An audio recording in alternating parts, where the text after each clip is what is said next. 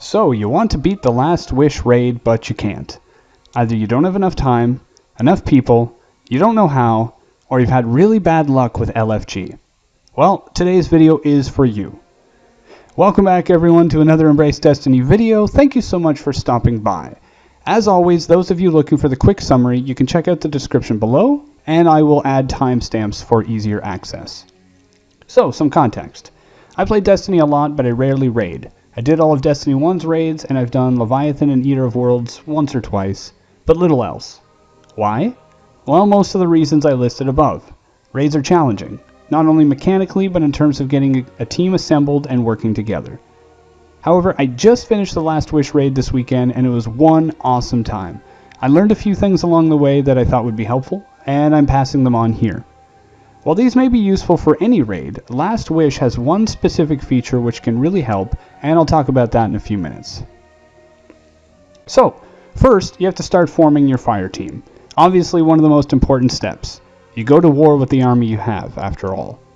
First, assemble anyone you think will want to join you. Friends, clan members, people you play with, know, and trust who can be available. Maybe that's no one, and that's okay.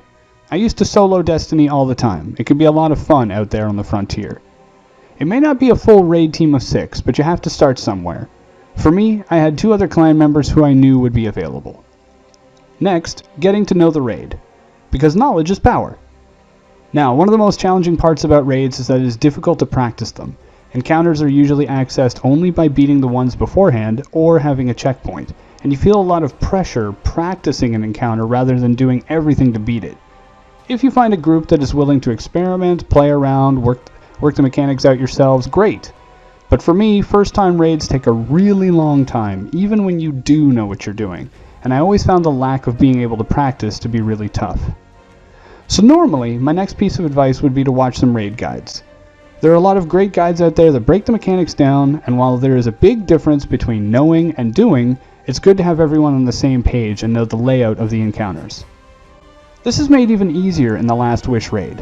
In case you didn't know, the raid has an area easily accessible right in the beginning called the Wall of Wishes. Here you can input codes, shooting symbols to unlock certain things. I have a link down in the description below that has all of the codes discovered so far.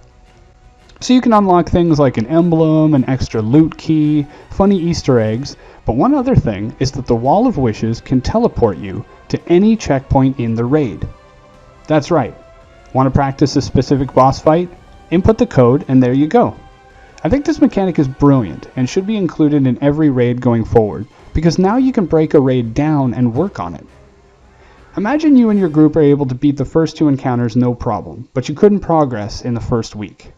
That normally means that you need to get to that checkpoint on the following week or start from the beginning. The Wall of Wishes bypasses these issues. Now the downside here is that you can't reset or go back until the following week, so be careful. Still, you could bring in your team of 2, 3, or 4, explore the space, learn some roles, try out the encounter before joining others. Next tip, remember that raid checkpoints last until the next reset on Tuesday. Now I didn't know this originally in D1, and learning it has really taken a lot of pressure off. Sure, once you know how to do a raid, they don't really take long.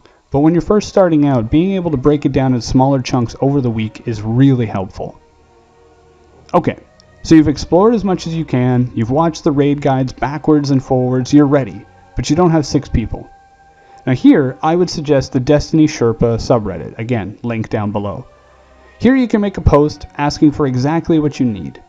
Official Destiny Sherpas spend a lot of their time and effort to not only become experts at the raid, but at teaching them, through patience and communication.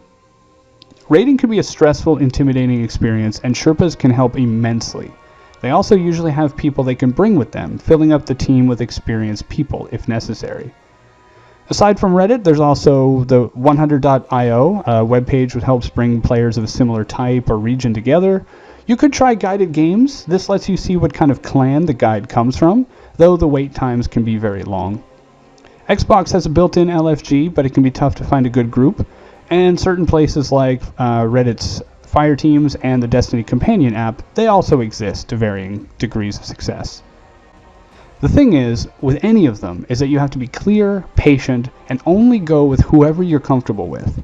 There are a lot of playstyles and levels of experience out there, and I have found that LFG is best for those who already know what they're doing and want to just jump in, whereas Destiny Sherpa is specifically for people looking for help. For me, I made a post a few days in advance, gave a timetable I was comfortable with, and someone replied later the same day. We were able to explain how many we had, what experience we had, and set up a time to raid rather than rushing.